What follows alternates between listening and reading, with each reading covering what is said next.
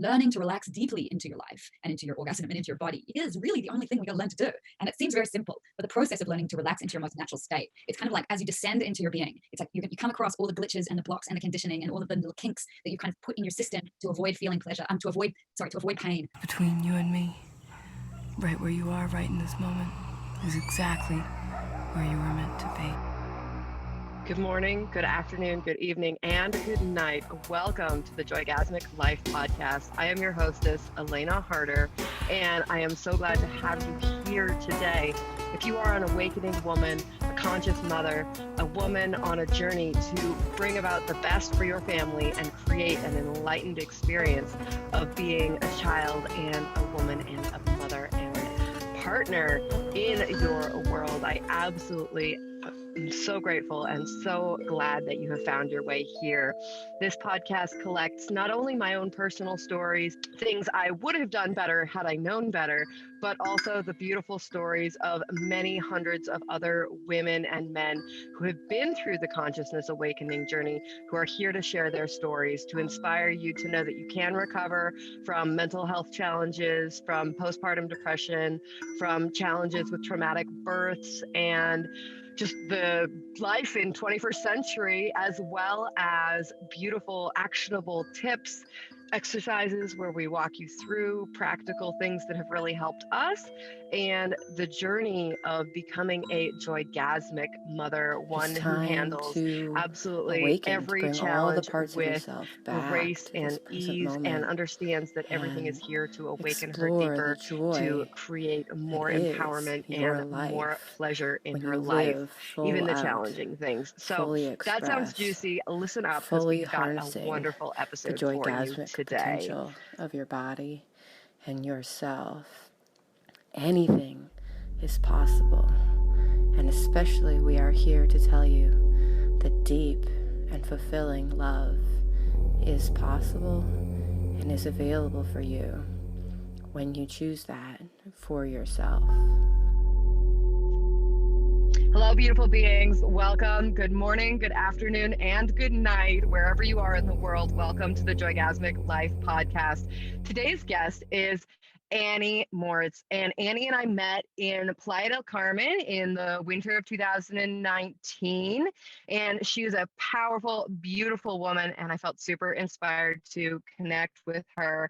Today, we share an incredible conversation about many things in the awakening journey, how to become a better manifester, what some of the challenges of starting your journey of manifestation are, the importance of sovereignty and claiming your own power back, why people get caught up in addictive patterns and challenges around giving their power away, some of the beautiful journeys of travel that she's engaged in the last year. Even though COVID-19 is happening, she has been traveling all over the US, having really exciting, beautiful journeys there, and a wonderful story about the ecstatic nature of the wind.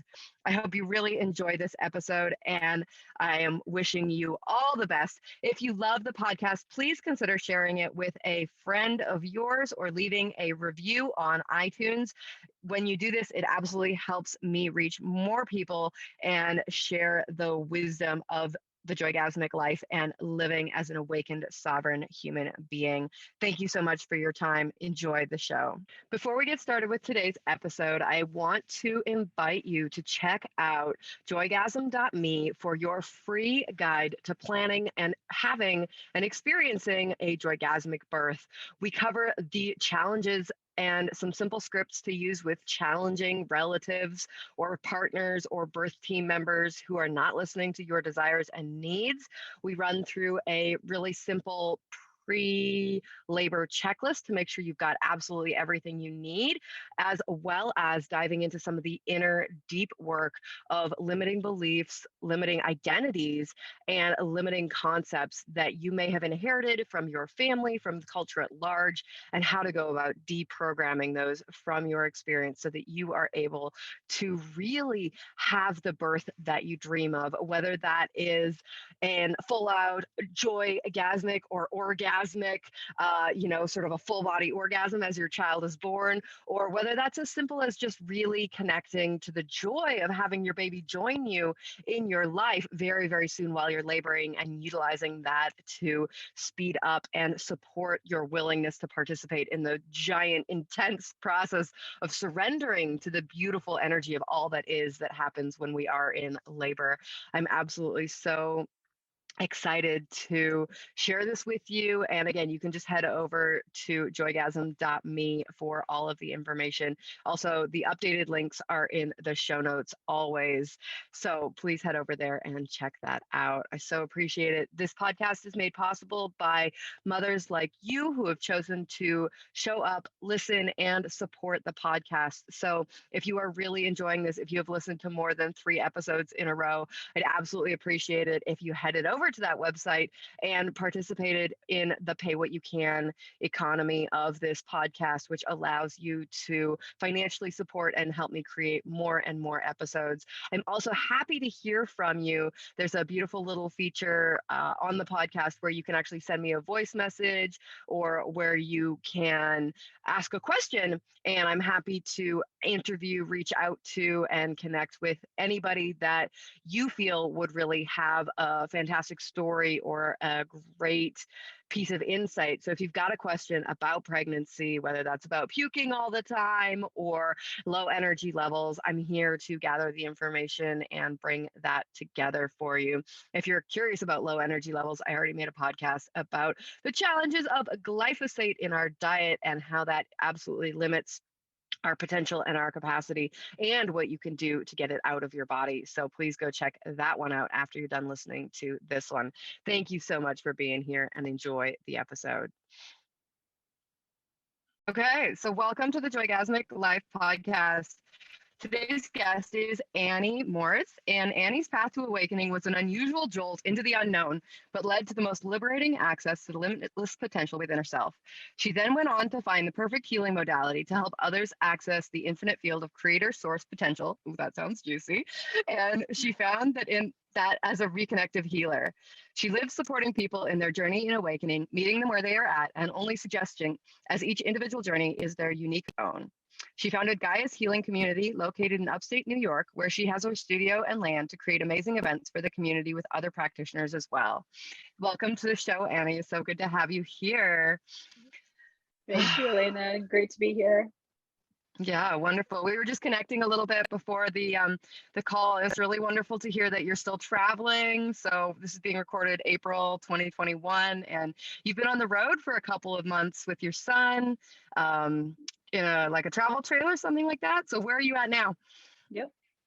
We're in Utah. We're visiting the Big 5 national parks, and we just did Bryce and Zion. And Zion is just so, it's like fire from the earth. It's so red and beautiful and all that stuff. So then we're heading over to Capitol Reef and Arches, and then cross country. So we've been traveling since December, and we did the East Coast real quick, and then the West Coast, and then we went to Kauai and Hawaii. Then we came back. We did all of Arizona and Sedona. Oh my God, I'd never been to Sedona. That was just amazing. The vortexes of energy, whoo, that was intense. And I was in like heaven in Sedona. I was like, oh my God, this is it. This is the best place ever. And then we went to California. We went to Palm Desert, and that was so hot. I didn't realize how hot that gets. And then we've come up here. So yeah, we've been enjoying our trip and really enjoying being out in nature, connecting with Gaia, and really, loving our time, hiking and breathing fresh air. Wow, how wonderful that is, so. And not being freezing in New York. I know. We just went through winter, and we were expecting 25-foot snow drifts. It's just like a little crazy, but we had a really easy winter here. And yeah, after many years of snowbirding, it was a little bit of a wake-up call. I would say the sauna was our saving grace. If you're going to winter, yes, like somewhere cold, like get a sauna, because that like heat is really it's really nourishing in the far infrared and stuff like that. But it's so beautiful that you were able to travel and to choose to do that. I remember we met at the World Schooling Summit down in Mexico a couple years back, which was really incredible. Yeah, it was like right before everything started closing down with COVID. And I remember this feeling of like, oh my God, I've met like other families who are like me and who are traveling the world. And so it's really inspiring for me to hear that you're still traveling. Like you didn't, maybe you went back home for a little bit, regroup, figure out what's going on. But then after that, I remember when we were down in Mexico, you had this whole like Southeast Asia, like island hopping thing sort of planned. Yeah, South And I guess Pacific. Yeah. the I had to Pacific, close yeah. stop that. So yeah. So I guess that changed plans, and you decided to hop around the U.S. instead. Yeah, I went and bought a used travel trailer and said, let me try this. I have no idea if I'm going to like it because I camped as a kid, but not really, extensively. So Yeah. when we got it, I was like, okay, let's try this out. And there's a learning curve for sure, but the US is big and is beautiful, and there's so many national parks and so much natural beauty right here in the United States. So I was like, because my soul like is always calling to be with Gaia, with the planet Earth, right? I call her Gaia. And I just cannot be with her, like in the winter in New York, you're isolated, you're stuck inside. You could go walk outside in the cold and stuff like that, but there's only so much time you can spend out there before you're freezing. So so to me, like to be able to walk on the beach in the middle of the winter, it doesn't matter if you're not swimming, but you're able to ground right there on the beach. You're able to touch the trees, you can meditate outside while your back is against the tree, like all these things that are just so important to me. I was like, I can't stay home, I just can't do it. Like I am such an adventure oriented person when it comes to being out with Gaia. And I think that's because also like I do think this is my last round here on this planet, so I really want to experience it fully before I have to go. So because like I feel like I'm a visitor to this planet. I don't feel like I was like, this is my native planet. So so it's important to me to be able to say, okay, I'm experiencing Gaia to the fullest. And I enjoy bringing my 12-year-old and experiencing that. And at the World Schooling Summit, it was so great. All the kids got to get together and see that, this is another alternative that is possible. And I think thinking outside the box is the most important aspect of it, really saying, okay, I can't go to New Zealand and I can't go to Australia. What can I do? And let me try it and see if it works. If it doesn't, well, you just come home, I mean, there's always options. Yeah, absolutely. I mean, we spent a good chunk of last year staying with family on an acreage sort of in the woods, and that was really beautiful. But then when we knew it was sort of time to plan that journey to get back up to Canada, we just hopped our family in the van and we did a lot of sort of like national forest camping, like sort of backcountry stuff where there isn't development and the campsites weren't closed because there aren't campsites, but there are free places to camp. And so, yeah, we were living on our solar panel and hauling water. And I've been hauling water for a while now, but thanks for muscles, right? You guys are good. I like I'm like, oh, I need full hookups at my RV site.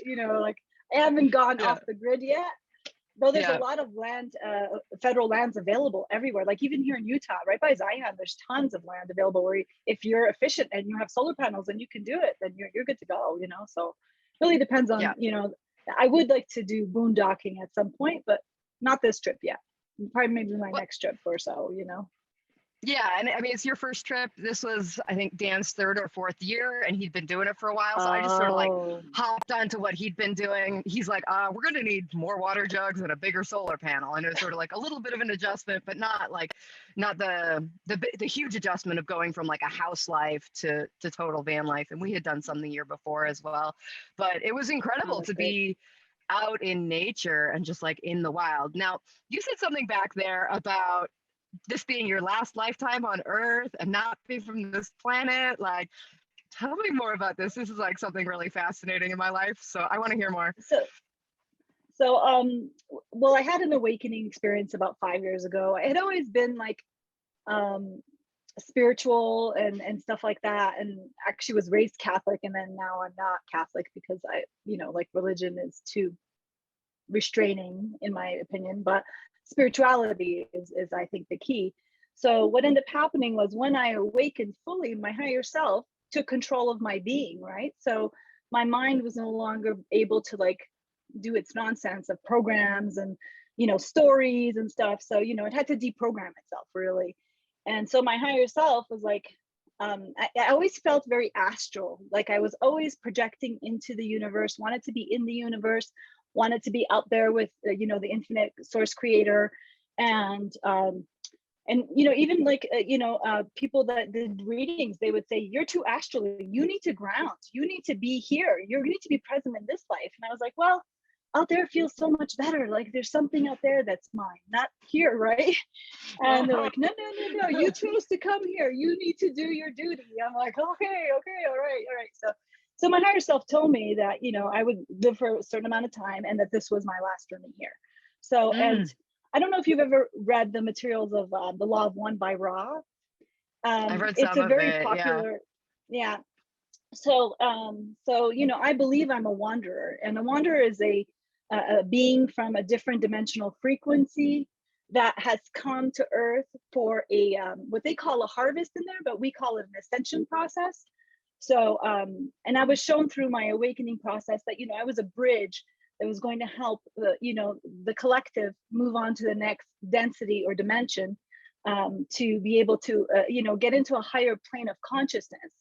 So I understood the mission, I understood what it is, and I'm happy to do it, because like that's what brings me the most joy, is talking about awakening and ascension, and being a collective conscious that actually loves and cares for each other, and cares for the planet, and cares for the well-being of all humanity, and the planet itself, and all the animals and everything else. So when I was told that, I was like, okay, then I for sure have to go see as much of this world as possible, because like if this is my last journey here, and it doesn't mean like I might not come back here in the future, I don't know, but like in the very near future after this death, I won't be returning.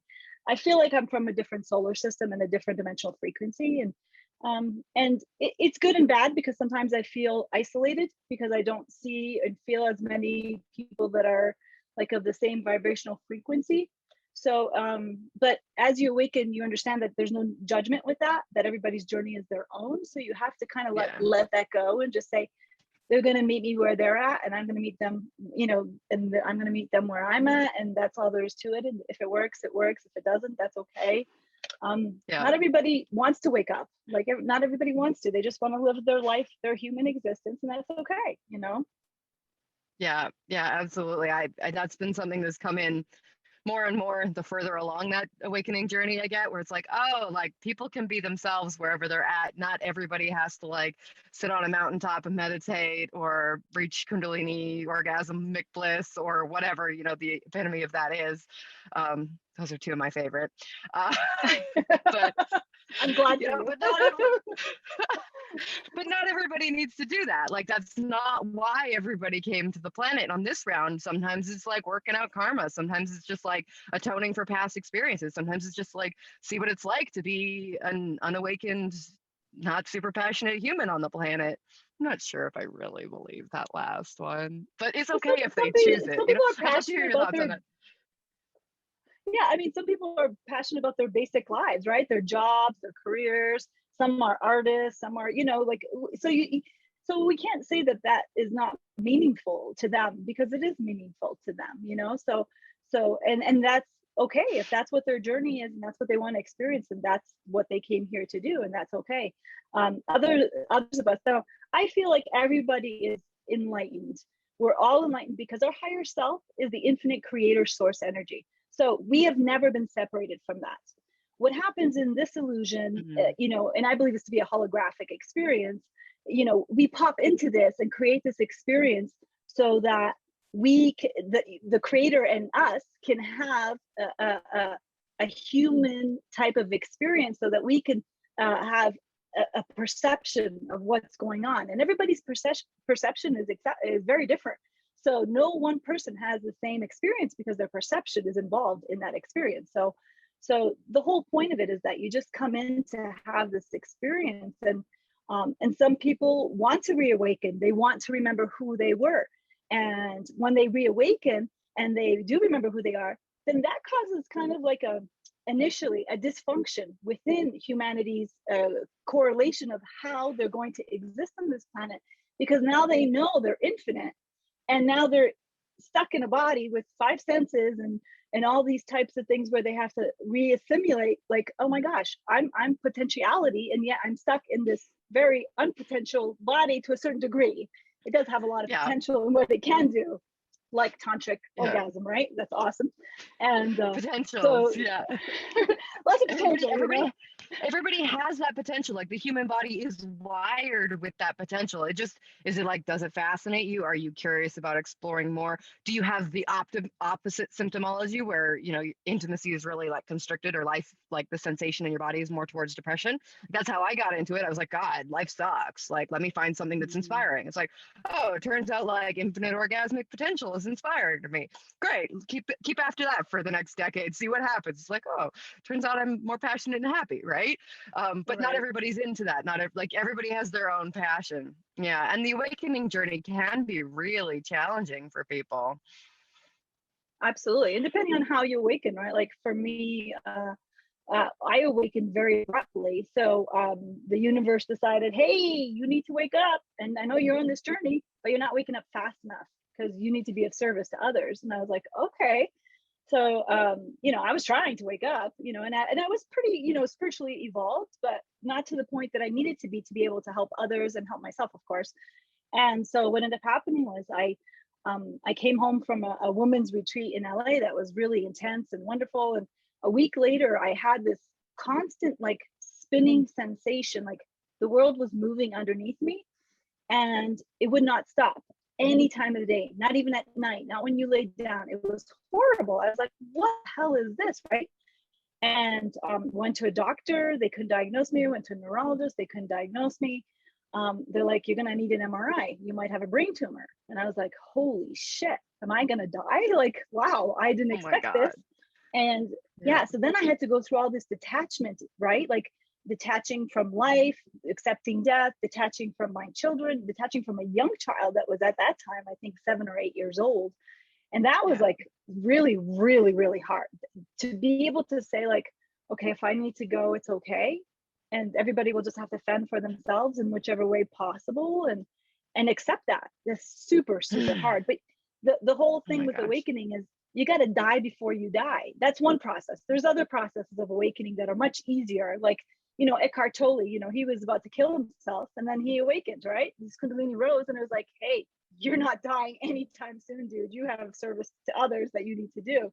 So for me, like the 90 days happened. The only thing that actually brought me any type of like peace while all this movement was going on, it was being outside in the fresh air, sitting on the grass, hugging the trees, being with nature. That was the only thing that brought me some level of like tranquility was in that process. And I had an 8-week trip during the summer to try out this, you know, I didn't know it was called world schooling back then, but this, you know, let's see if we can school on the road kind of thing. And so the neurologist like, go, don't worry about it. Like, you know, I mean, all I can do is like put you on massive steroids, which will probably screw up your system, or do this and that. And I was like, nah, you know, I'll just wait it out and see what happens. And we went and did that and I loved it. And I was like, oh, and like, you know, I talked to my son. I was like, hey, do you want to travel like during the winter months and we'll just leave school, you know, like homeschool?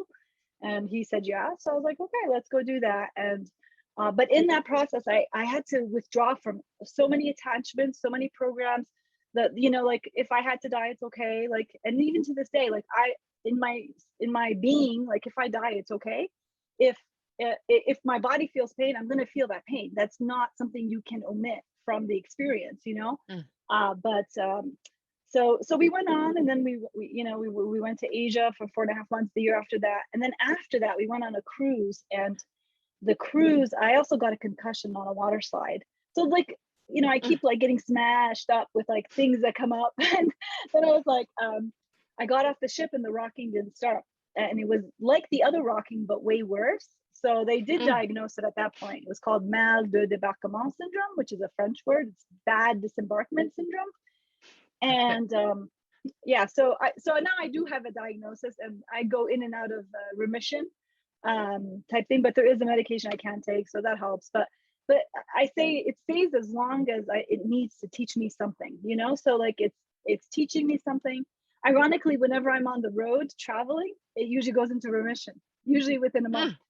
So it's like, I know that I'm supposed to be with the grid, with Gaia, because one thing I am is I'm a grid worker as well. So like I activate the planet and the planet activates me. So we have an interconnected connection that is an activation, because there's ley lines and chakras all over the planet, and they're special locations that create a vibrational frequency within the planet. So I know I'm supposed to go to them, because when I'm at them, I feel really harmonious and really at peace. And it's like a connection that's very important. So.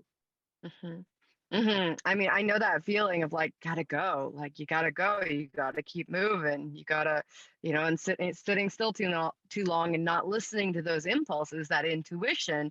It's like, yeah, like that'll create disharmony in the body, because your higher self knows there's a journey to be had, there's an adventure to be had, there's some grid lines that, need any integration in their specific unique form, right? And so when you follow that, and I think so many people end up sort of like unhappy or unsatisfied in their lives because they have these, oh, I should go do that. And then something stops them, whether that's like their sense of obligation, their sense of, oh, I need to do this, I need to do that. The kids are in school, the blah, blah, blah, blah, blah. Or like grumpy co-parents or whatever it might be, things that stop them from sort of saying, yeah, we're going to go do what feels most inspiring and most called. So it's really interesting to hear that there is a correlation that you've observed between sort of like stationary living, maybe even in a city or in some sort of space, and the resurgence of that versus like being on the road and being in that big flow. It's just sort of like, oh, everything calms down and your body's more harmonious for you. Absolutely. And I think what holds people back is fear. And once you've let go of fear, once you've awakened and you let go of fear, you're limitless. You're like, whatever, I'm going to go. And now I do tell myself the mantra, our safety is guaranteed. Our safety is guaranteed. That's my mantra.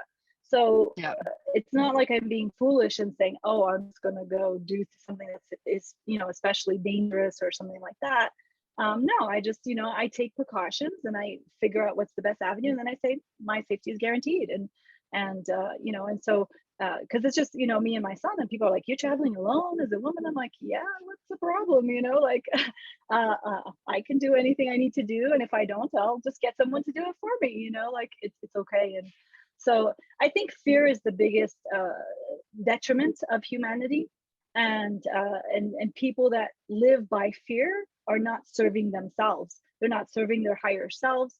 They're not serving their joy that they can be experiencing in this experience. This life is supposed to be a joyous experience. It's supposed to be a jump into a reality that you're creating with the infinite creator and experiencing it. So does the infinite creator want to experience like a really boring life? It will, because it's in every single human being and everything that exists. Or does it want to, enjoy a joy-oriented life? I would think the joy-oriented life is a better movie. It's going to have better ratings. People are going to want to experience that. So to me, that's like, why not try to do that? Because, and then people always say when they're on their bed dying or they're, the last moments, they look at their regrets. Don't have regrets. Live your life to the best of your capacity in the joy that you want to live. So that when you die, you say, shit, I did everything I want to do. Like, I'm happy, and, and releasing that, because so many people, it's just fear-based and it's just so sad, and there's no right journey. There's no right journey. Like, no one can say, oh, this is the right path. You need to do this. You need to do this. No, like, everybody has to look within themselves to see what are they willing to take. And you have to take that first step. You have to take the first step. You don't take the first step, you're never going to get there, because you're just going to sit in that seat and not go anywhere. So it's important to take the first steps, even if they're small. Yeah, absolutely. I mean, and everybody's first step is going to be different. Like for me, it was like my first trip, like with my son, doing sort of what you're doing is like, oh, let's travel, because that's what I feel inspired to do. And, Alex was 10 months old. I just gifted half my stuff to like a mom who lived down the street, put the rest of my stuff in storage at my parents' place, bought a plane ticket and was gone within a week. Like, wow, you're that brave. was it. 10 months I was old. living in a shitty house. It didn't Well, it was either that or keep living in a house where people were selling cocaine and everybody was an alcoholic. God. So, Yeah. like a $400 monthly rental in Mexico seemed a lot safer, right? And yeah, for sure. And yeah, nicer, right? it's interesting now, like sort of way nicer. It was like October, and I was like, God, my fingers are like freezing as I'm pushing the stroller, putting my baby to bed. Like, how am all I do for bedtime is like walking him in a stroller. Like, what am I gonna do? Walk laps around the house in the stroller? Like, house isn't big enough for that. What am I gonna do? So yeah, it's just sort of like wherever you're at, it doesn't have to be the next logical step. It's just the next step that gets you out. This mantra of like safety is guaranteed. Mine is like, we're always safe, we're always safe, we're always safe. And I've literally said this to my son so many times that when I sometimes fall back into fear paradigm or, oh, don't do that, it's not safe, be careful, he'll be like, Mom, I'm always safe. And I'm like, right. And you literally, like, I've seen him roll down a staircase and like come out of it totally unscathed because his thoughts are so clear in that. I've seen him, like, we like crashed a golf cart once, like we came out unscathed. I've had enough experiences like that in my life where it's like, actually, we are always safe. And even when we had no cash and we were living in Mexico, like people came and gave me smoothies and fruit and water, like spontaneously without me asking them. It's like, wow, like when you have those kinds of experiences, it builds that trust that you're always safe. And even like going into the grocery store, like now it's like, oh, like I know I'm always safe. And I know there's other people who are like, panicking in their masks, doing their like grocery shopping thing, worrying if we're too close to each other. And it's like, we're just human beings. We're fine. Don't worry about it. Like worst case scenario, you die in this lifetime, your eternalness like learns a lesson and moves on to the next incarnation. And right. When you're operating from that place, things seem a lot less scary. They seem a lot more like, well, let's see what happens. Let's give it a try. We move out to this property and it turns out to be a flop. Well, we'll find something else. Like it's not the end of the world. Whereas, and I think once you've started to get into a little bit more momentum with that in terms of like travel mindset, travelers really are kind of a different breed in that they've been they were willing to take that first leap, and then they continue to take those sort of intuitive movements along with. And I do think it can be more challenging, if you're fully invested in house and job and school and, like deep friendships and places and stuff like that. But if people are feeling alone and lonely, like the traveling life is beautiful and there's like friends to be made everywhere. Yeah. And people, like, we manifest our reality at every moment. And those that don't believe that, like, they're still living in their victim stories, because, oh, so-and-so didn't know. You actually created that reality for an experience. Hold on. I think this thing is dying a little. Let me get my other ears. I think you just hung me up. Technical difficulties and an awakening life. Annie will be back shortly. She just hung up on me. She'll be back. That was so funny. I think you hit like the hang up button or something. I don't know. I'm not technically advanced. I may be awakened, but technically wise, it's a little bit more of a challenge. Oh, okay. Let's see if this will hold. Okay. All right. Okay. So, we, so I forget, we were talking about traveling and, oh yeah, you were in Mexico with your 10-month-old and like manifesting our reality, right? Like everything that we need can be manifested. So all we need to do is focus on it and think about it and it'll come to us. And the more we practice the muscle of manifesting, the faster and more accurately we manifest. So when people give up their victimhood and say, okay, I'm just a product of society. No, I'm a product of myself. I'm a product of what I create and what I want to, uncreate. And then I can manifest my reality by projecting into the universe what it is I need. And the more accurate I am, the more that's going to come back to me exactly the way I want it. And like I'm such a good manifestor. I can usually manifest within 24 hours. Like I could say, wow. I want to meet someone that's gonna I'm gonna be able to connect with, and I want that ASAP. And then the next day I meet the person and I'm like, hey, look, here it is, awesome, and sometimes you manifest something that you think, oh, I don't even know if this was within my reach, but I'm just gonna do it and see what happens. And then it shows up and you're like, was fantastic. And it's all because back to like what I do, which is reconnective energy, reconnective healing. It's all about energy. There's nothing in the universe that's not energy. So energy is going to create itself in the way you want it if you focus on that energy. Because like in all the the experiments they did, where our attention goes is where the energy goes, right?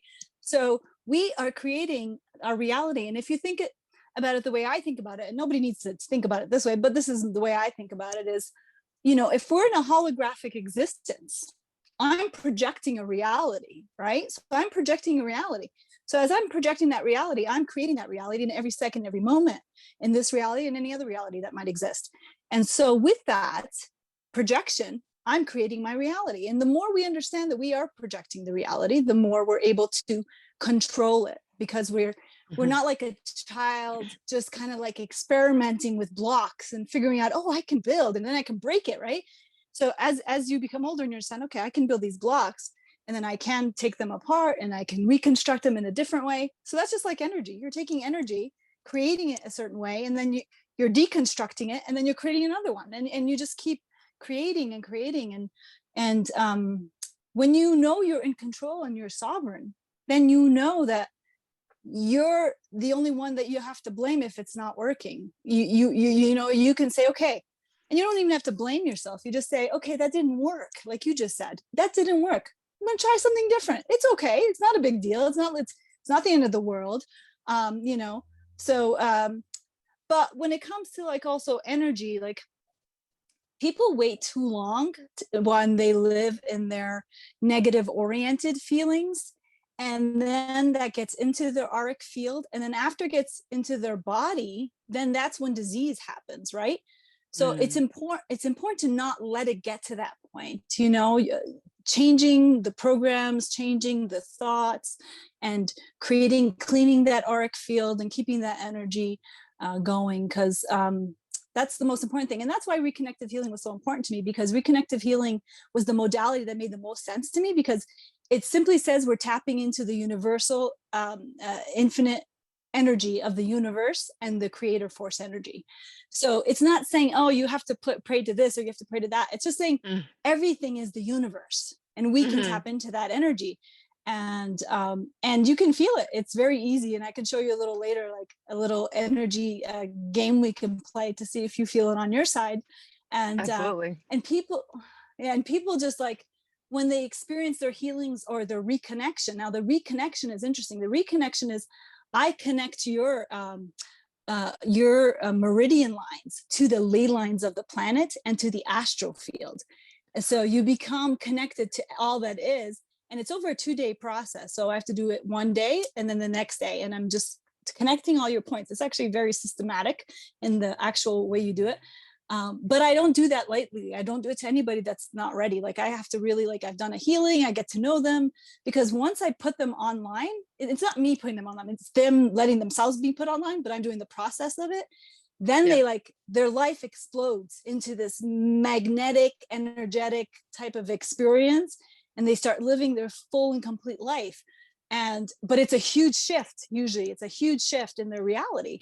But it's so interesting, because I watch the people I've done the reconnection for, and I'm like, look how interesting that is. Their life is like totally turned around, and like they were already on the path, but they really like accelerated really fast. Like they took a spaceship into the next universe, and they're like, whoa, I'm experiencing this much more intensely and beautifully. And so it's amazing. And I like it because I used to do Reiki, and I got my, my master attunement and all this stuff, but I didn't like all that placement of hands on people and stuff. I'm like, if energy knows what it's doing, we don't need to be touching people, unless we want to, because I do love massages and all that good stuff, or craniosacral, but like, I just felt it was an easier way to interact, because people are more relaxed when you're not touching them, right? So when you're not touching them and you're doing energy work, then I think they're more receptive to it. So, but sorry, I went on a couple different tangents there. Oh, it's totally fine. I'm remembering that you talked to me about that ley line energy meridian thing when we were back in Mexico. And I remember being like, sort of like, oh, that's exciting. But like, I don't know if I'm ready for that. And just like chatting about it. Yeah, it's like right back to that particular moment in that particular day. where we were sitting. It's also too, it's like we're all just energy vibrating. I forgot to say that we're vibrating at a frequency, right? So vibration and energy are the two components of all creation, right? So the vibration is so important. So that's where, like, when you're manifesting a reality, anything that's not within your vibrational frequency is not going to come to you. So if you're vibrating at a really low rate, then you're just going to keep repeating the same things again. So the important thing is to shift your vibrational frequency so that you can start manifesting more of what you want in your reality, and slowly but surely get there. And it's funny because, like, when you're vibrating a certain frequency, people that are not, supposed to be in your sight or in your journey, they simply won't appear because they don't want to come into that vibration. They're uncomfortable in that vibration, so it's kind of like an automatic, easy way of just living your life, because you're gonna attract what you're vibrating at, so it's great that way, because then you don't have to be like, oh, sorry, I can't be your friend because you're too negative and it's too hard for me to be in your presence. Just automatically happens.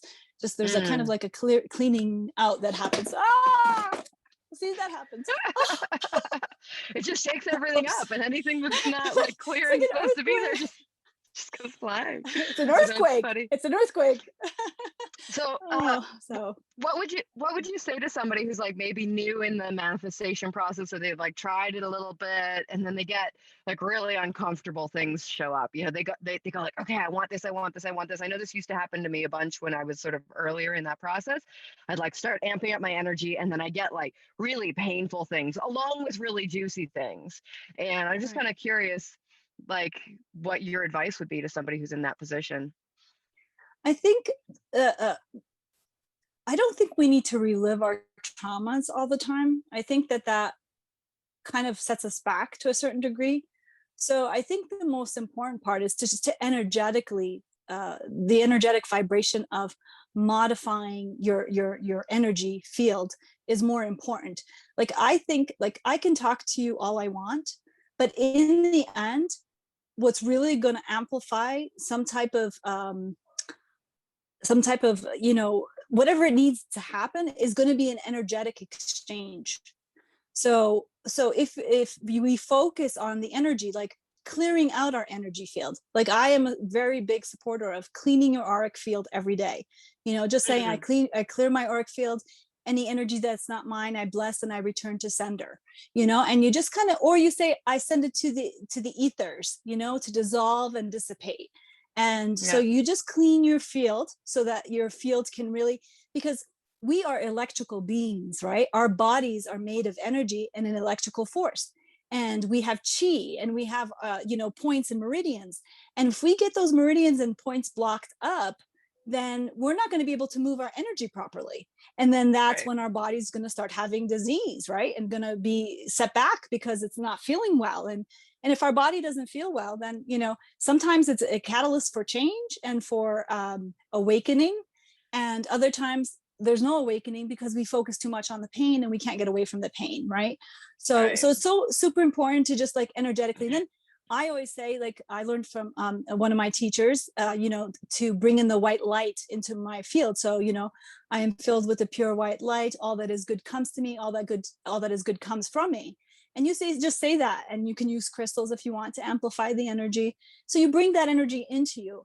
And the more you do just simple energy work, the more you will rebalance that. And then when something negative does come up, like, the dark nights, the memory from childhood that wasn't resolved and your inner child is still pissed off about it, then you can work through it because you have some tools on how to bring that calm energy into yourself, how to restore it.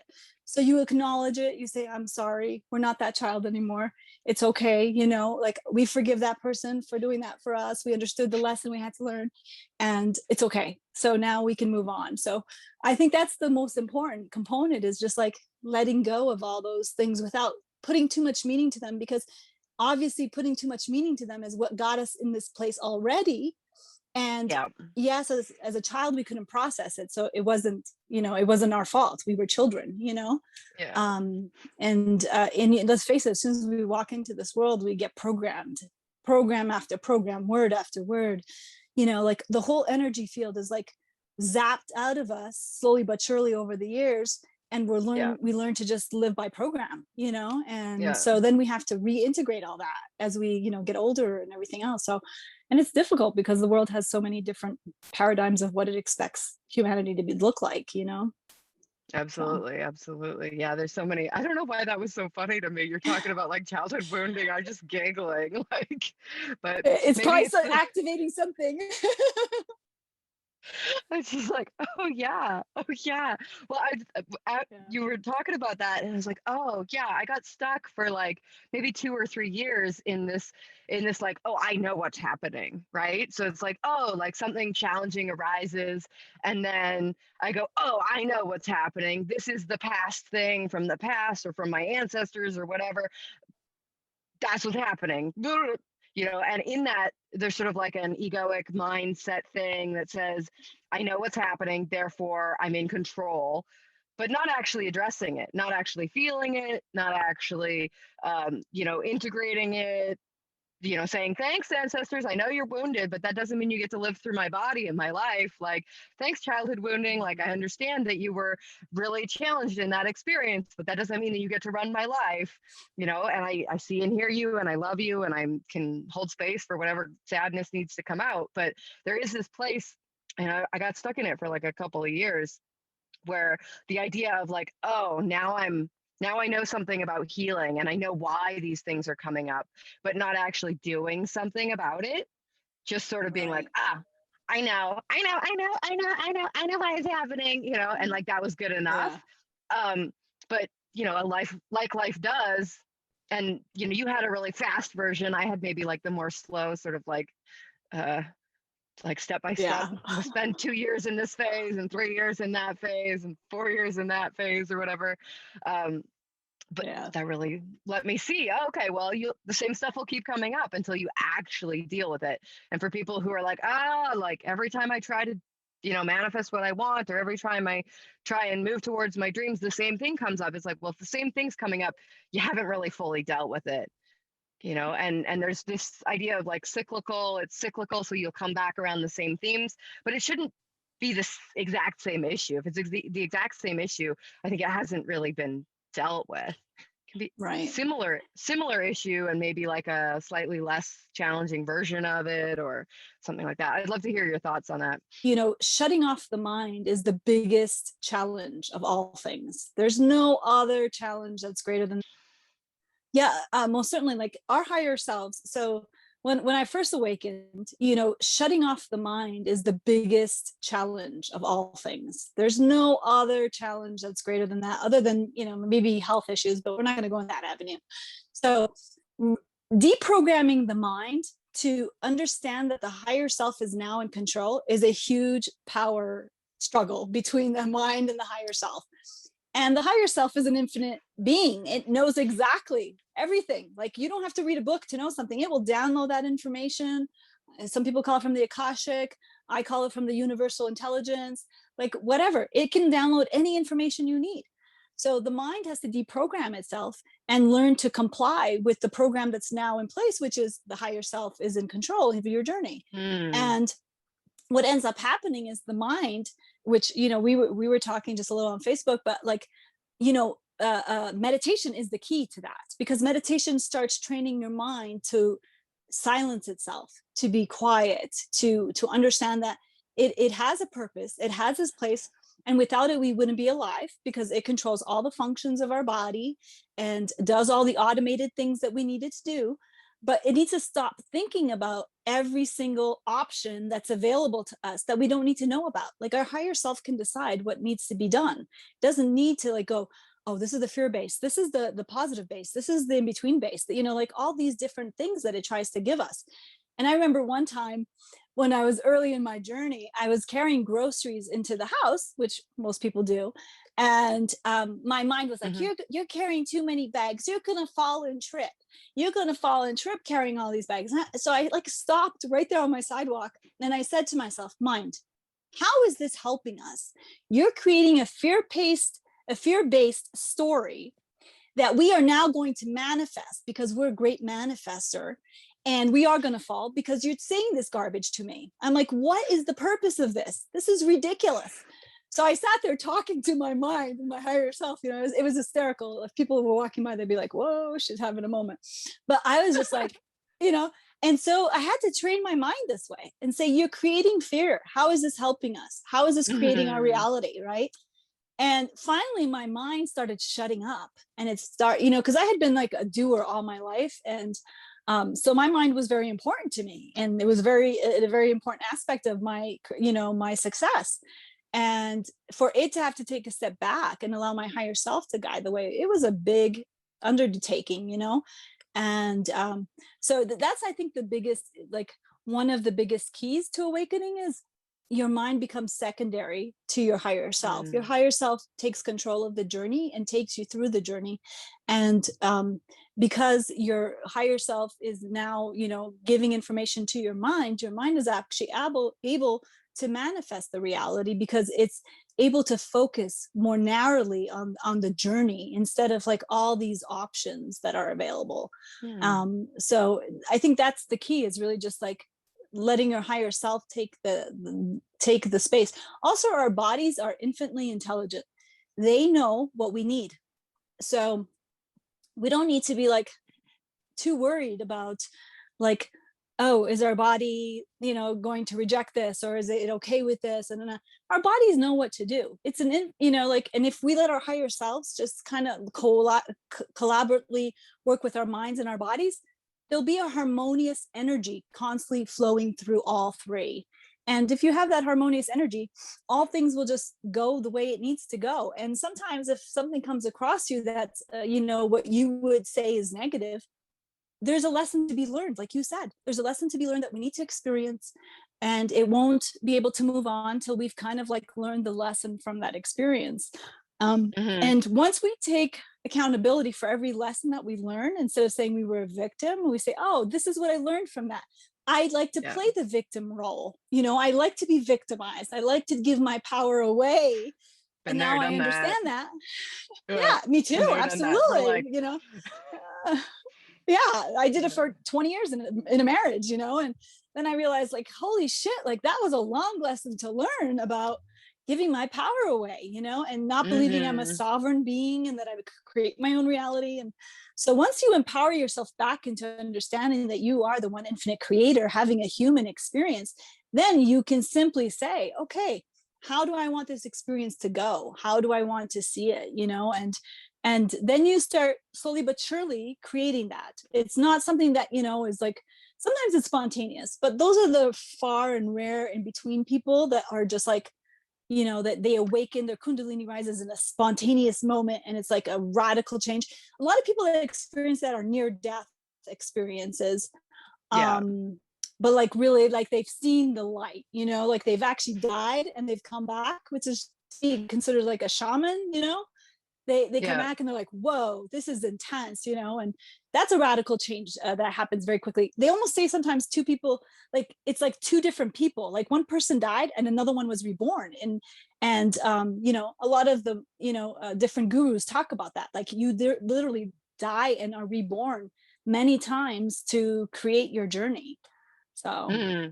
Are you familiar with the concept of walk-in? And it's very similar to that.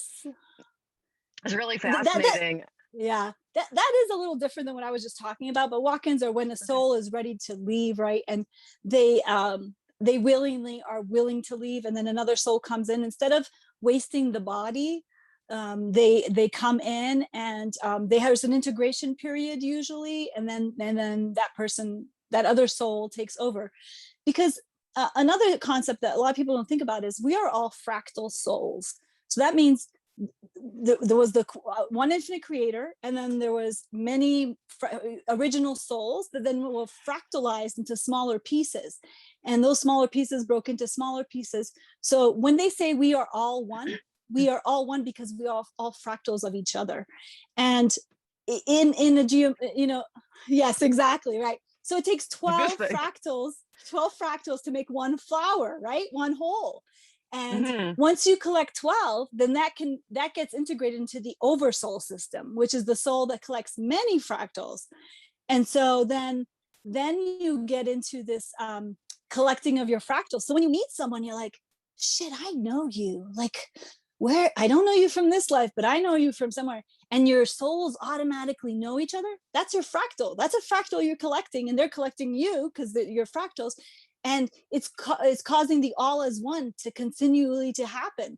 So it's an amazing experience because you're like, wow, we are all one because we're all interconnected. We're all fractals of each other. And the more we realize that, the more we have this collective consciousness awareness that is so important for our ascension and our ability to transform into higher frequencies of vibration. Because, I don't know about you, but like, I would prefer that there isn't poverty in the world. I would prefer that there isn't illness in the world, and the only way to transcend that is to vibrationally change that. We can't change it on a physical plane just by, thinking it. We have to vibrationally actually accelerate that consciousness into that realization that there is no sickness, there is no hunger. And because duality sucks, in my opinion. I'm tired of duality. It's like so boring. It's like, come on, have we not evolved enough to be able to get to this next plane?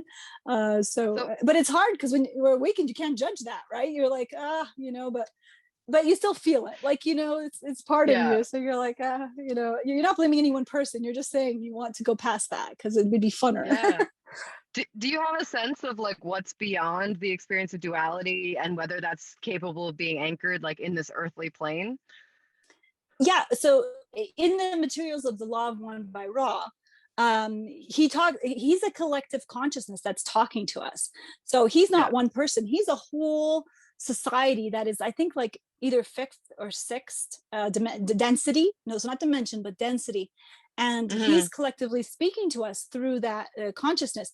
So the more we tap into the collective web of consciousness of the people here on Earth, the more we are able to transcend into a higher frequency and into this more collective universal creation.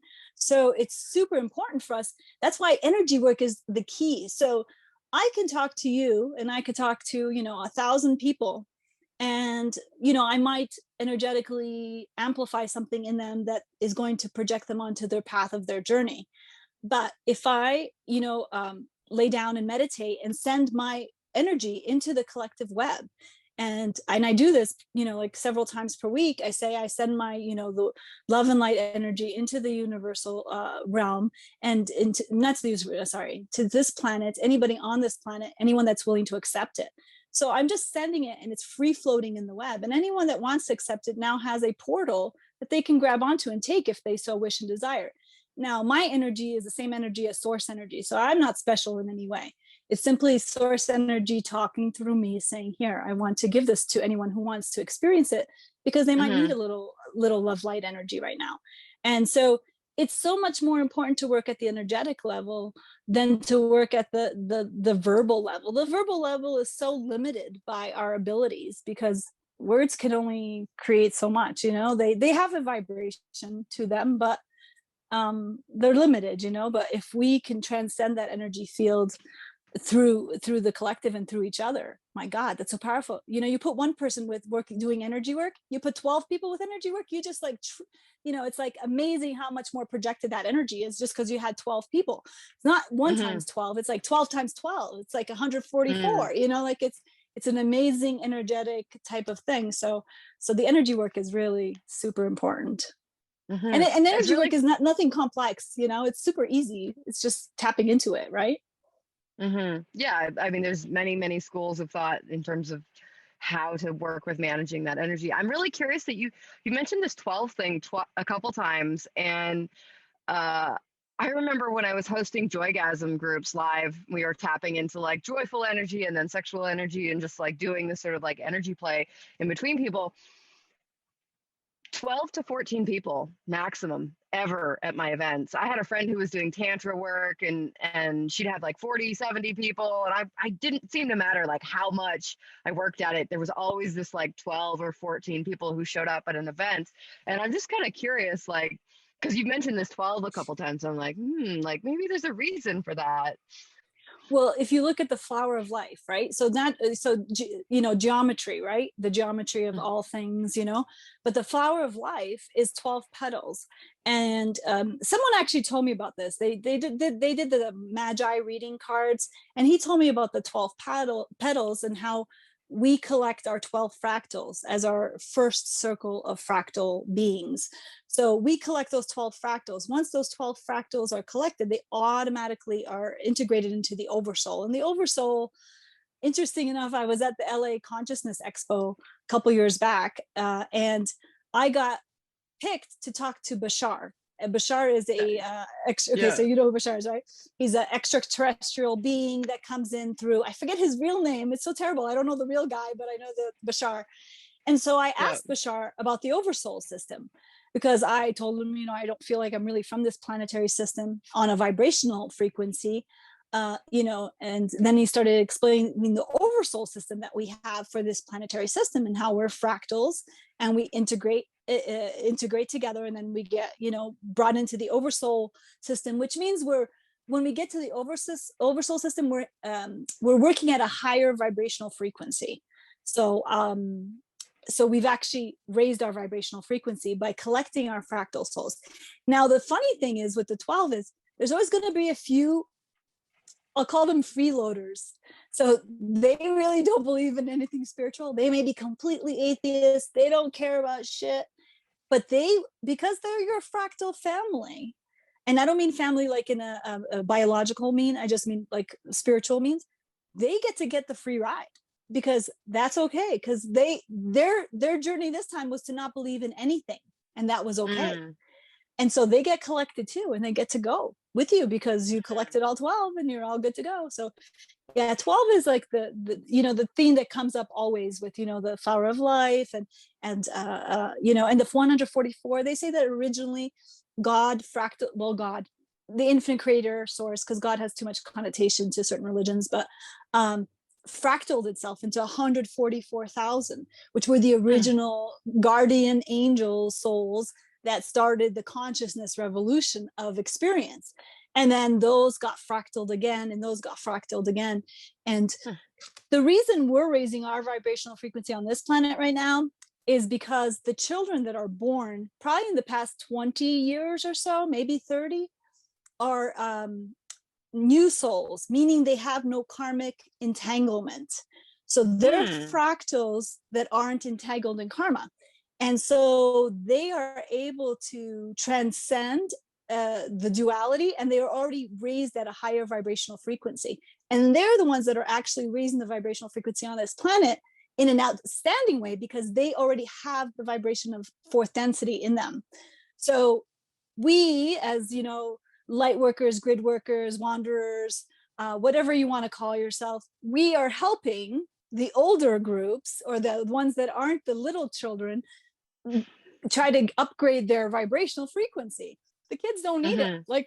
They're just waiting. They're buying time till the collective has raised their vibrational frequency enough that we can transcend as a whole planetary system.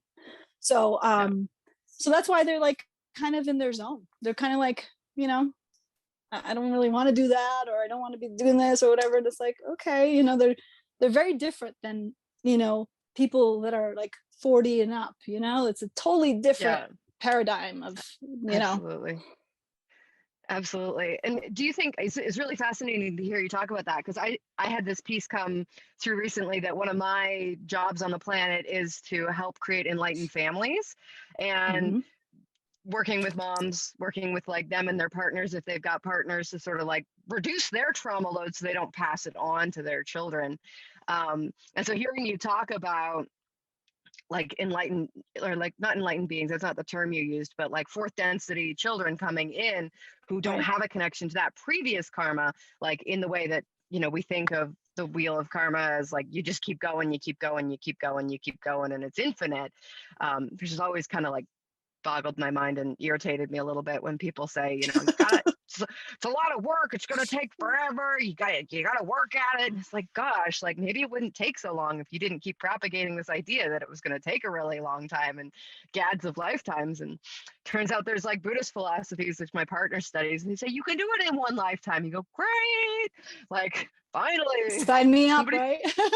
right? It's like somebody says you don't have to take 10,000 lifetimes to become enlightened. Like, sign me up on that path. Absolutely. And so it's interesting to hear you say, oh, this is my, like, probably my last lifetime on earth. Like, there's all these new souls coming in that aren't connected to the karma.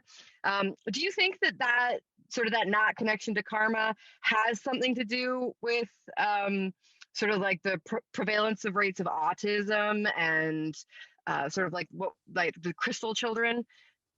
Do you see a correlation and a relation there? I know it can be a tricky topic, so feel free to pass if you don't want to. No, I think that, a lot of the children today they're not fitting within the mold of the programs of 3D, right? So when they don't fit the mold, we label them, and interesting enough, the most interesting aspect of my awakening is the syndrome that I have that is here to, awaken me further is a maladaptive neural system. So my neural system maladapts. It believes that I'm in motion when I'm not in motion. And when I'm in remission, of course, I'm not in motion, right? So it's interesting because I think about it and I'm like, well, to the world, my neural system is maladaptive when I'm in session, when I'm having my syndrome active. Who's to say that is the wrong way, right? Because when I'm in movement, I feel great. So gravity is a problem to me because if I'm anti-gravity, I feel great because I'm not feeling. So like if I go on a boat or if I'm not touching the ground and I'm in space, then I feel normal. See, so to me, that's the fun. So it's all just what the world has set as a program. And they think that that's the path. But I'm sorry, as soon as you get out of our space, like gravity is not, it's very dense and very, like we can't actually live there because the gravity is too, there's hardly no gravity and our bodies can't deal with that. So we were made for this planet, but there's just so many programs and so many things. And I think that that's what happens with the kids is we label them this, we label them that. We're the ones that are programming them from day one. Ball, red, food, like we're labeling everything, right? And they don't know a tree is a tree till you labeled it a tree. But before they knew it was a tree, but they just didn't have a name for it. They knew what it was. Yeah. They could see it. They could feel it. They could smell it, so it's all those programs that, and so I think that, the children, whatever it is they have, it's a gift in however they choose to use it. Us interfering with their journey by telling them that this is the way it should be. This is how you should think of it. This is the way you should do it. We're limiting their ability to become something more than what we all have been in the past. Like, we're limiting the potentiality of the future. But that's why I'm so glad that these kids nowadays say, I don't give a shit. Like, I'm going to do it my way. And if you don't like it, too bad, because they're going to be the change that happens in this world because they are not encumbered by all the programs that we want to give them. Now, I can see in my 12-year-old that the programs are starting to take hold of some of the things. And I want to deprogram, but see, he's mirroring something to me that's like, okay, you can't, you can't just control other people, right? So if he wants to be in the program, that's his choice, even though it's opposite to what you want to be. But, you have to respect that because it's his journey. It's not my journey, I'm experiencing it with him by observing it. But so it's very fascinating, the things that come up with that whole process of like, what is brought to you in your reality. And the kids, I think we need to worry about what we do. What they do is totally fine. I think if we just step back and let them be, I think that, they're going to teach us a lot of stuff. Absolutely. I mean, I've learned so much from my son. I'd love to dive into that just briefly and see, like you've got a 12-year-old, you've been traveling sort of for the last couple of years, and you've been on this awakening journey. You said he was 7 and he's now 12, sort of when you had your boom wake up. Like, what has changed in terms of how you parent and how you're looking at him and your guys' relationship since that wake up experience? It's interesting because he you know, I'll say I'm awakened, but it's always a process because I have a 12-year-old and my 12-year-old is always making me reevaluate my thoughts and ideas of what I think is awakened, right? And so it's a constant projection of a mirror in my face saying, okay, this is what he's saying to me. And it's not what I believe, but it's like I have to reflect on what he's saying. And it's super interesting because I feel like there's this intricate opposite, it's completely opposite going on. Like, you know, like I'm looking and I'm saying, before I was go to school, you know, get a business, make money, go on vacations, you know, like, and now I'm like, I wish I could unschool him. If my state could allow it, like I would be totally for unschooling. And now I'm more into like self-directed learning. And so I also look at like, and I listen to him and I'm like, okay, so this is the journey you're on, and I have to accept you exactly as you are. And so I have to, you know, talk to you about what it is you want to do and how you want to do it, and let you live your journey the way you want to do it. The interesting dynamic is that I'm getting a lot of feedback back to me that what I believe isn't important, what I believe is not correct, it's not scientifically based. So it's yeah, so it's a really tough projection to like take on, to try to analyze and say, okay, why is that? And I think it's coming to the very intricate thing of like compassion without understanding. Like you don't even you don't have to understand it, but you still have to show compassion for it because that's their journey, you know, and that's my journey. And so it's really it's super interesting when you have a close relationship with either a child or a partner, and you have to like look at it and say, what? I think it's way more complicated than being by yourself. Like being by yourself is easy, in my opinion, because you just can be who you want to be and it doesn't matter, you know, no one's there to judge you or tell you, or, you know. And so, yeah, it's very interesting to, especially in this time where they're going through all those changes as young adults, you know, they're coming into adulthood slowly and hormonally and all that stuff. And it's really like, it's making me realize how much the world has an influence over everything that's happening, you know, how people and programs are excessive in how they are creating this dynamic. The one thing I think is good is they won't accept anything people just tell them, you know, like you could tell them, you know, this and this. Well, nah, I don't believe that. You can't, you know, science doesn't prove that. I don't want that, you know, like they're not easily manipulated. I feel like as kids, if our parents told us, you know, like my parents told me, oh, you're going to heaven or you're going to hell or you're going to purgatory. And I really believed all that. I really believed all that nonsense that, you know, God was mean and that if you were bad, he was going to punish you for the rest of eternity, you know? I was like horrified. Right. Yeah. It was like, this is terrible. Like, oh my God, what kind of God does this, you know? He can't be a loving God if he's sending me to hell because I've made some mistakes, you know? Why didn't he raise me out of those mistakes if that was going to be my end, you know?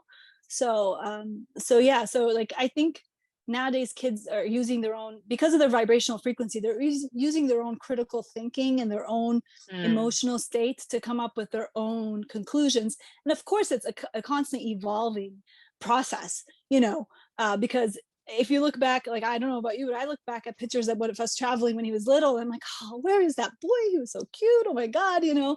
And now I'm like, oh, and now this one's challenging me at this age, you know? And it's like, but I know that, you know, years from now, it's going to be a totally different paradigm as well, because he's going to be going through different processes and different thoughts and different exchanges. Right.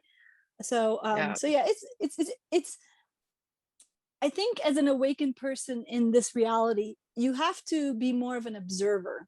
You have to observe and just see what it is that's going on and not take it as something that's happening to you. It's just happening around you, and don't take it personally. It's just everybody's process happening, you know, interdependently of each other. And then we're feeling it collectively, right? Because the collective is always changing. But the bottom line is Gaia, this planet, has ascended to the fourth density, and she's not going back to third. So either people will have to, people will either have to raise their vibrational frequency to continue their journey on this planet, or they'll have to pick a different location to continue their third density reality. And the only way off this planet, I'm sorry, is through death. There is no other option. Doesn't matter how enlightened you are, how spiritual you are, whatever, this body will not go with you into the next reality, you know? So, so this, you know, so it's kind of like upgrade or, you know, make your choice. But, you know, it's, and I think that, I don't know about you, have you noticed, like, I see so many people waking up, like they're really like waking up, and they're like, and they have so many questions. I'm like, okay, well, I could give you some answers, but eventually you're gonna have to look at your higher self for your answers, because everybody's answers are different. But I could give you as kind of like a schematic on what you could look at to kind of plan, you know, to get some information, because everybody's information is a little different, and everybody's going to resonate with the information differently, right? So if you're, you know, if you're on a different journey, then you're going to resonate differently, you know?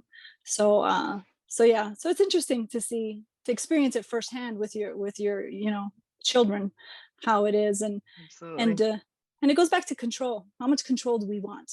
Like, you know, is it, you know, and when you let go of control, but then there's something that has to get done. Like, where's the point where you say, oh, you know, I'm going to put my foot down or I'm not, you know, like, it's really a tough little line on sovereignty, you know? Yeah. I mean, for me, it's when it starts to impinge, like with Alex specifically, it's like he's doing something that hurts me or makes me feel uncomfortable. Absolutely. Like, my job is to give him that feedback, you know? So it's like, oh, he's getting to be the size where he can't just like plop in my lap anymore because it like hurts my thighs. You know, he's got this like bony little butt. He's like, oh, and you're like, God, that was a lot of weight just dropped down on my butt. So we talk about that. It's like, oh, like, you know, being more aware of other people's boundaries and bodies and stuff like that. But I think there's a difference between sort of giving that feedback and saying, no, you can't do this, right? Whereas like the generation before us and sort of the generation before that, it's like, if you didn't listen, like, you got beat. It's like, we're not doing that anymore. Thank you. Well, some people are, but many people aren't.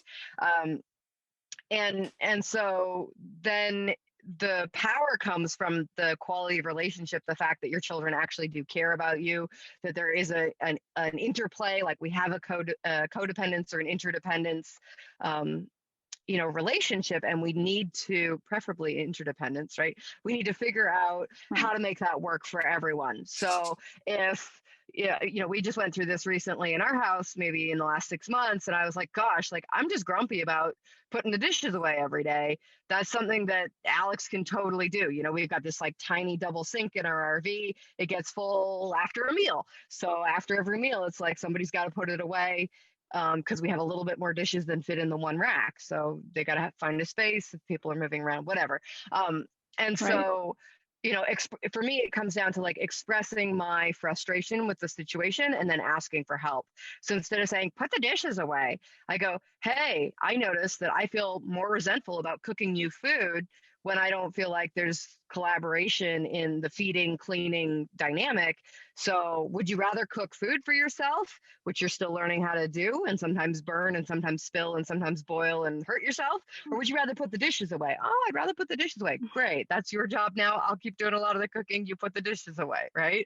And then it becomes more about working together to create the kind of environment that we want, rather than do this, don't do that. Can't you read the sign? No, it's a song. Yeah, absolutely. And it's learning to be excellent communicators, right? Really communicating at a level that is just about like the facts instead of emotions, right? We always let our emotions catch us, and then we're like, and the thing is, it's funny because like when there's a real big trigger, we always go back to that childhood reactive emotion, right? So learning to not go back to that is a big process. It's not easy by no means, because when you're tired, when you're grumpy, when you're feeling at odds with yourself, that's when your worst behavior comes out, and I've learned that when I do that, I need to go apologize, regardless of what the triggers were. I go and apologize. I'm like, I'm sorry, and it's funny because a couple of days ago, for some reason, I was going through, and I think it was because Chiron is currently in my chart, which is the 13th planet, and so a few things came up that I hadn't realized before, and I realized that like his behavior was triggering some of the same behaviors I had with his dad, which was he was trying to control me and take away my sovereignty and tell me how I should think and how I should do. And so it was a huge like reflection back, like, oh my God, this is playing out again. And I don't want to play this out again because I'm done with that. I'm not going back down that road. So, so I reacted very volatilely to it because it was an old program, right? So then I apologized, and then I reflected, and I'm like, oh, I get it now. So now it can't trigger me because I'm consciously aware of it, and I can take other courses of action towards it, right? So it's interesting how like we can be in this wonderful awakened path, and we're having all these realizations, and then a planetary system could totally whack us out, or the moon, or something, or solar flares, like we think we're a unit unto it in itself, and then suddenly, boom, the universe decides to create something within our planetary system, our planets around us, and it's like, oh, crap, now I have to deal with this shit again. Like I already dealt with this like stuff, and it's like a awakening is a constant process, it never ends. So even when you die, you're still awakening, but it's like a refinement of gold. It's constantly refining itself over and over and over again because it wants to be as pure as possible, so it's when you think you've resolved something and then it comes out like, oh, okay, well, but you just have to be merciful with yourself and compassionate and caring, and just say, what do I need for myself? And sometimes it means saying no to other people, saying, I'm sorry, I can't meet your needs, I can't be there for you right now, I have to be there just for myself. And that's the most important thing, is realizing that the journey is within, and until we take care of our own self, we can't take care of others, period. Absolutely. Yeah, it's super important, that like self-care and the self-nurturing and the kindness, right? Oh, I got triggered. Like for me, gosh, if I could rewind through time like 7 years and go, hey, when you bump into the same thing over and over and over again, instead of blaming yourself, practice compassion. Instead of blaming yourself, be kind, be merciful, like you said, just like, oh, here I am again. Okay, what is there for me to learn? What is there for me to explore? How can I, resolve and integrate this in a better way than I did last time? Because clearly there's still some of it rocking around in my body, or the stars, or, the impacts that happen. Instead of being like, you stupid, blah, blah, blah, why are you here again? What are you doing? What? I thought you cleared this, and now you're doing the thing, and you're still stuck in it. It's like, gosh, I lived like that for like a decade. Turns out the answer to that is like compassion. When you're able to practice compassion in that moment, when you catch yourself in some kind of crazy script like that, it ripples out into all the other areas. You get less crap showing up in your life. You get less self-loathing and self-hatred. Like I remember the day the self-loathing lifted from my chest and it was gone forever. And I never had to deal with it on that same level. Like, it's just like, lived right here. It's just like this empty hole in my chest. Like it was just gone. And I was like, well, let's just fill it with love. Cause gosh, I don't want anything self-loathing to come back in there, Right. Super powerful. Because the more we work on ourselves, the more we create holes in our field, right? And so we need to fill that with something. So filling that with love is a great way of experiencing that, filling that with light, filling that with compassion, so that the stuff can come back, because that space is already taken. Sorry, you can't come back. Already taken up, So absolutely. It's and it's just a journey. We all need to just love ourselves where we're at, and move forward from there. And and if we can't move forward, then have at least compassion for ourselves, because like we're all a product of our environment, and of our experience. And because at the highest level, we're all pure souls. We're all souls that are very intelligent, very compassionate, very loving, very kind. We all know this at our highest self, but we come here for an experience. And so the experience would be kind of boring if we were all enlightened and all super beings. We wouldn't come to this space. We'd be in sixth density. We wouldn't be in third density, So we come here for the experience. But there's so much wonderfulness in this experience, like visiting the planet, meeting people, connecting with people, having joyous moments. Sometimes the simplest thing will cause you to have this ecstatic feeling. Like, to me, sometimes just the wind, like I was at Bryce 2 days ago, and the spruce trees smelled so wonderful. And they were giving off such a wonderful, pine type of sappy smell. And I was just in heaven. I kept breathing in so deeply. And I was like, this smell is like so overwhelmingly heavenly. I was like in an ecstatic state just from the smell. And I wanted to be there for like ever. I was like, I don't want to leave this smell. The smell is just, so it's just like something so simple can be so miraculous in your life, and bring you to such an ecstatic joy. So it's not, people think, oh, I need money, I need this, I need that to be able to get to this joyous place. No, it's internal, and it's an experience of your internal experiencing the outer world in a way that brings you that beautiful joy, so because we are sensory beings, so sensory, it limits our ability to become spiritual beings. But once we attain our certain level of spirituality, then we can take our senses to experience the world around us in a more intense and beautiful way. Absolutely. And I think there's some wisdom in there around learning to deal with our desire for intensity in ways that are pleasurable, and leaning towards intense pleasure rather than intense suffering or intense addiction or intense boredom, or it's like, oh, like if we have a need for intensity, let's meet it through intense pleasurable experiences rather than intense anything else, just because it'll feel better. It'll create a more joyful, more pleasurable, more like aligned and magnetic version of your experience, if that's what you're heading towards. And that's a huge part of the sort of the philosophy around the joygasmic life, is like, we're meant to feel good, explore that. And I love what you said about the smell of the trees. It's just like, gosh, you could either be like, oh yeah, some trees, or you could revel in it and really allow it to take you over and take that present moment and be like, and just really be in it and love it and celebrate it. And I mean, that is true of any moment. It doesn't have to be in an exquisitely beautiful natural space with the most beautiful wind and most beautiful trees, although it helps. That helps. It helps. It makes it easier. It makes it easier to say, yeah, I'm going to say yes to appreciating the beauty in this moment. But there is literally like so much beauty. I remember sitting in an airport terminal. This is like a couple years back. The Notre Dame or whatever was on fire. The world was like, oh my God, it's like chaos, right? And I was in an airport that day. It's the only reason I heard about it, because otherwise I'm like totally oblivious to most of the news. But there was a lady who sat down next to me, and we had a beautiful conversation about faith, about her religion, about like the fact, like her knowledge of being always cared for.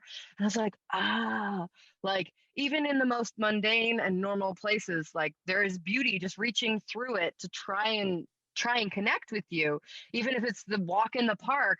Oh, the houses, everything's kind of run down. It's like, there's trees, look how vibrant the trees are, like, and choosing to focus on the things that are beautiful rather than the things that aren't working.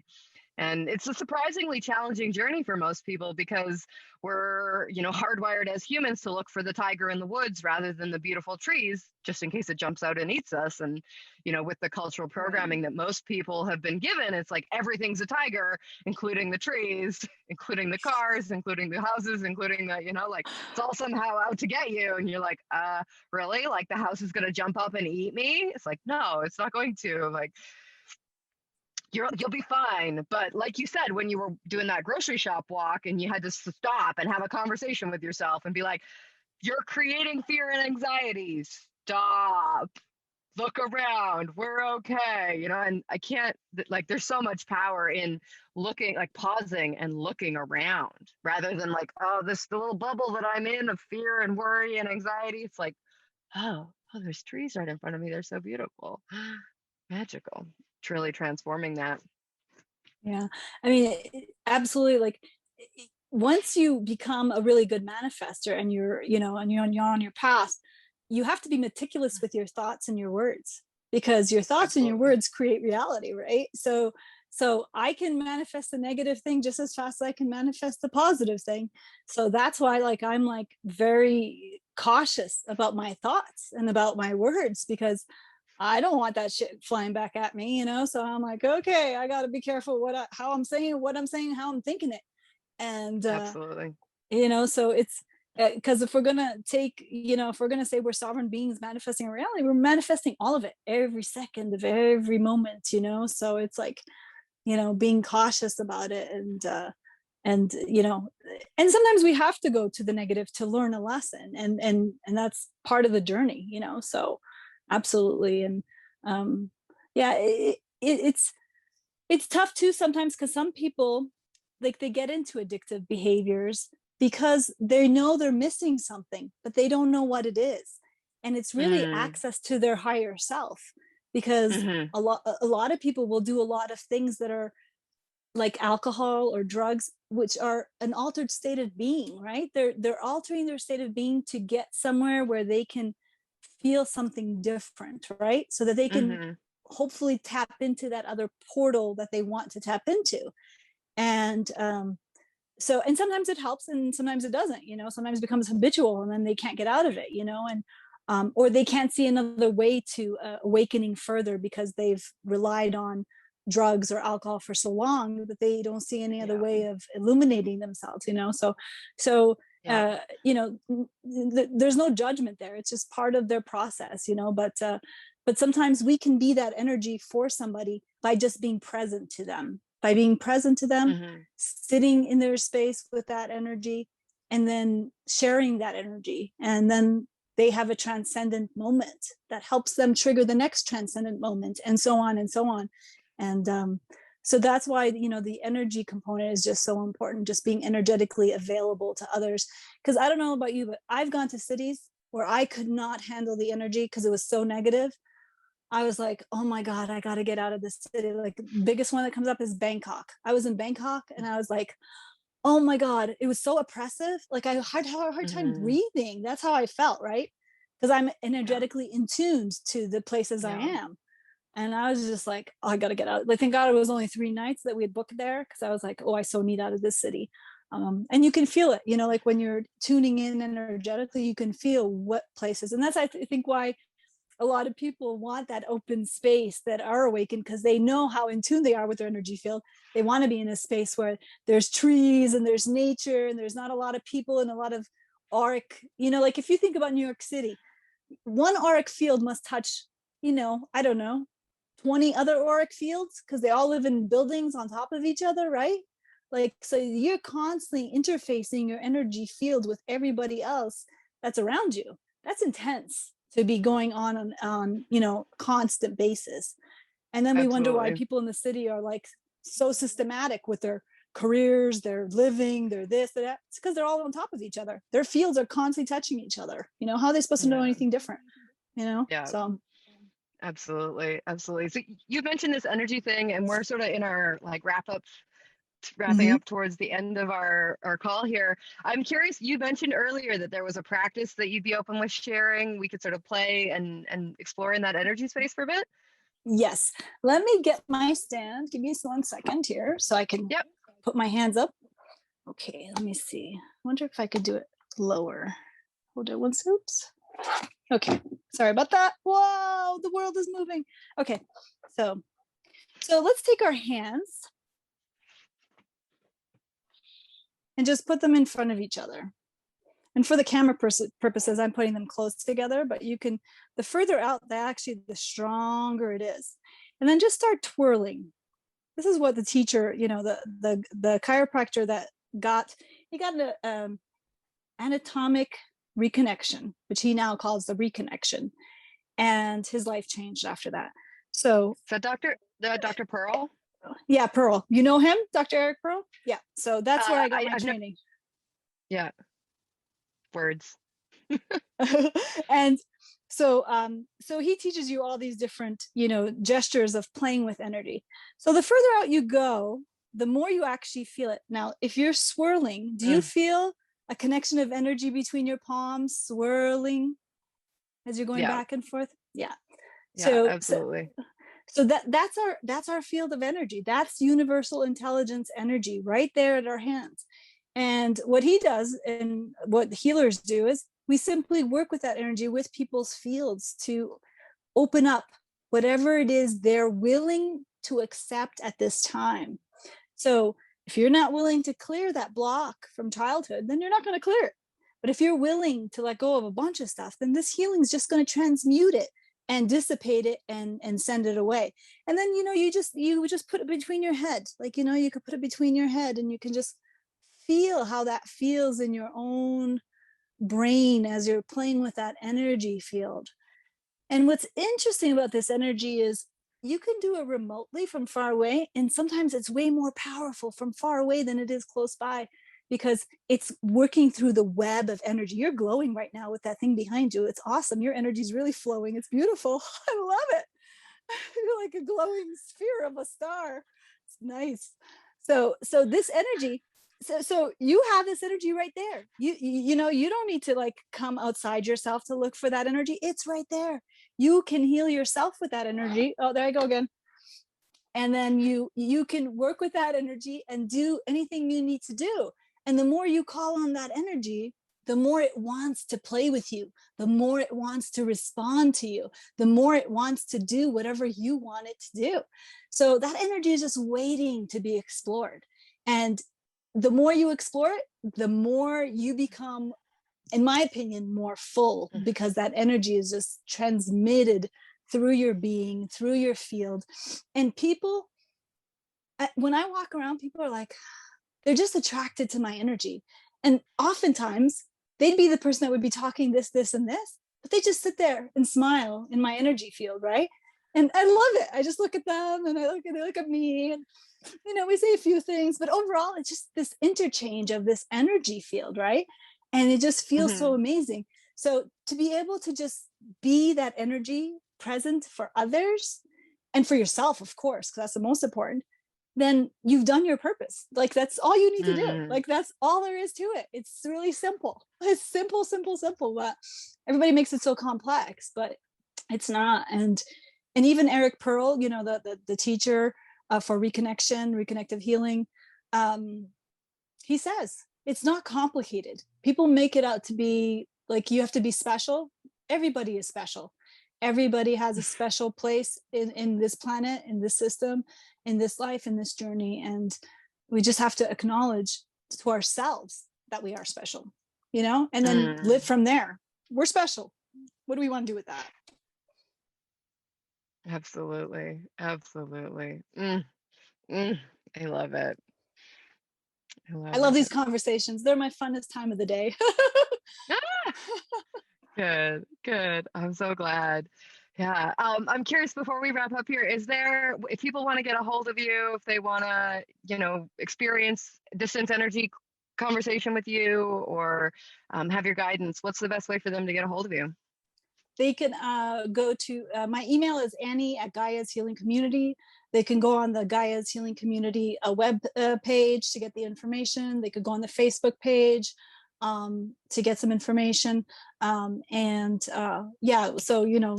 at the studio, if they're in New York and they're close to us in upstate, we do different sessions of healing, the reconnection. We do breath work. We have a beautiful sand area where we do a lot of our therapies right on the ground. So we're grounding into Gaia as we're doing it, which really accelerates the energy.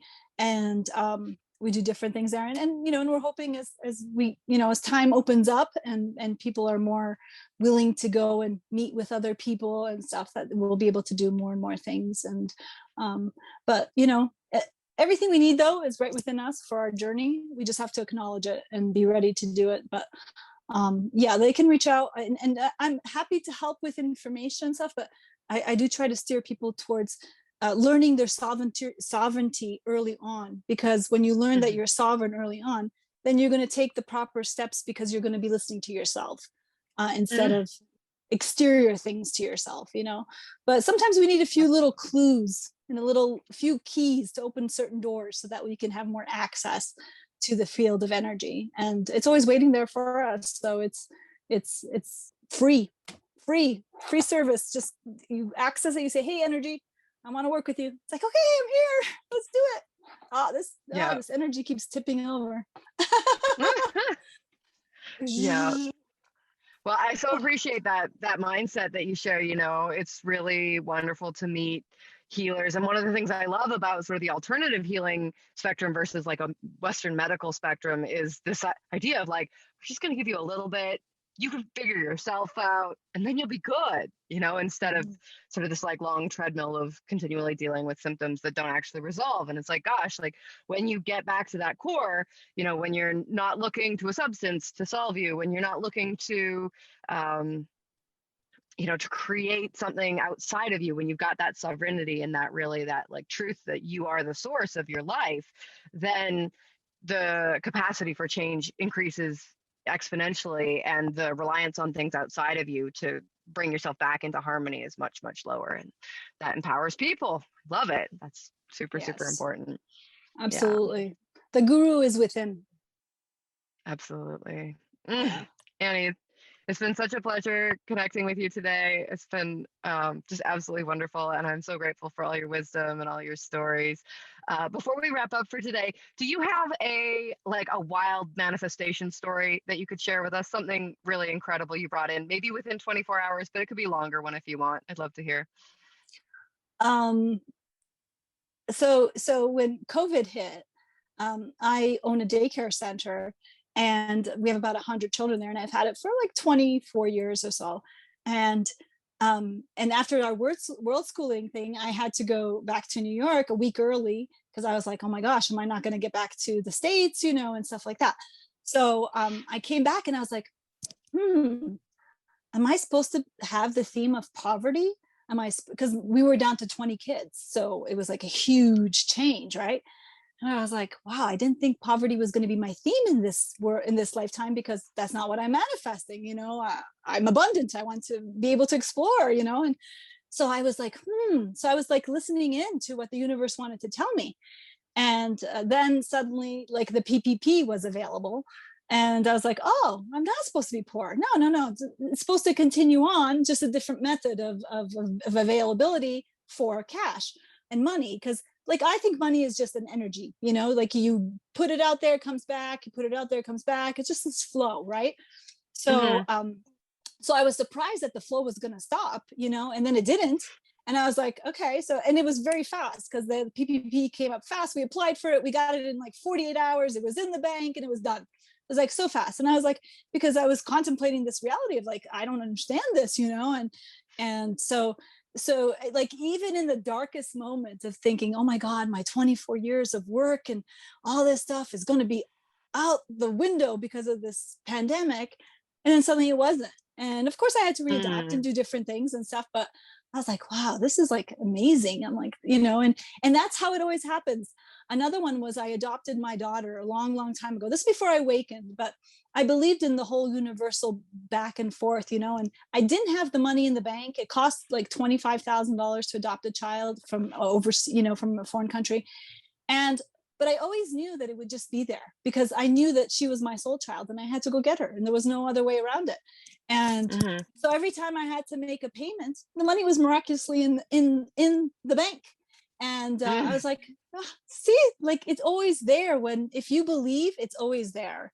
And so it was amazing. And it was like, so the universe has always shown me over and over again, if you believe, you will receive. So just keep believing, but you have to also give into it. So like, I can't hold on to money and be like, oh, I need to keep this money for a rainy day. No, I put it right back in there. You know, this person needs money, I give them, you know, like pass it out, do what you need to do, let it flow. And whenever you need it, it'll just come back. And So that's the key, I think, is just being trusting of that it's going to happen, because you yourself are doing that, and then the universe knows you're doing that, and it's going to say, okay, let's just recycle. Like I tell, my mother always gets upset, and I say, I should win billions of dollars, and she's like, oh, that's too much. What are you going to do with so much money? I'm like, do you know what could happen if I had billions of dollars as far as economically helping the world be more green, to end poverty, do all these wonderful things, right? But it, empower people to take responsibility for themselves in that way, not just say, oh, here's a free meal, right? Like let's make your farm, let's show you how to cultivate your farm, and let's show you how to be, a sovereign being, right? So you don't have to always have to be waiting for someone to so I'm like, so there's no limit to it. When people put limitations on what they need, they're just creating a platform that's not going to give them the ability to get to where they could be creating so much more change by doing that, right? So that's how I go about it. Wonderful. Oh, I love that. You're like, do I need to come to terms with poverty as a theme in my life? It's like, nope. Gosh, a little bit of that going on for the rest of the world. I love it. Yeah, it was interesting. I was like, is this a theme? Because I didn't think it was going to be a theme, and I was like, but you have to, when something comes up, you have to analyze it and just look at it and say, is this a story I need to learn? Like, I don't know. And then I was like, no. Oh, great. Because I don't want that story. I want to keep, traveling around the world and doing all these great things and experiencing life to the fullest. That's my motto. Live your bliss, live your life to the fullest, because you got one. That's all you know for sure. So, do it. Yeah, absolutely. I love it. Do it. These stands. I can't find my stick, so it's like these weirder stands that keep following around. C'est la vie. Such is life. Beauty, chaos, beauty. Yes, I hope to see you sometime in this year or next year. Yeah, if you come up this way, we're definitely happy to have you, and we've got space. We'll see if our space is big enough for your big old RV, and yeah. If not, I could just be nearby and we could come visit and stuff, so that would be awesome. So yeah, it's great. So great reconnecting with you. I love your energy. It's beautiful, and I can feel it. And I think I feel much more luminous now just sharing, this conversation in space and vibration with you. I don't know if I know how to do that. Oh, it's just like fingers down and then just like knuckles. Down and up. There we go. Oh, that's a good one. I like that. That's awesome. I like it. Yeah. Beautiful. Continue spreading your light. I will. All right. Yeah. So thank you so much for your time, Annie. And I'll have you the podcast recording in a week to 3 weeks, sort of as my turnaround time. So no problem. Thank you so much. It was great spending time with you. You too. All right. Bye.